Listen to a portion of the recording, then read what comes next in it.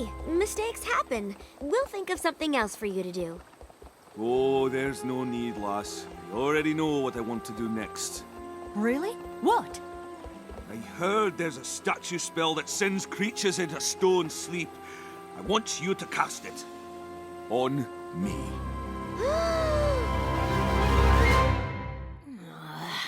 No! Yes! No! Aye! No! Aye! Hey guys, need me to help you decide something? Rockhoof wants me to cast a spell to turn him into a statue. The answer is no. Well, it should be aye, because I wouldn't even be here to be turned into a statue if Twilight hadn't cast a spell in the first place. Whoa, I thought you were arguing over ice cream flavors. The answer is still no. Why would you want to be turned into stone? Because I'm a relic of a bygone age. I belong in a museum. Safe, preserved, untouched. I don't belong in this time. It's up to you to make that right. But there has to be a better way.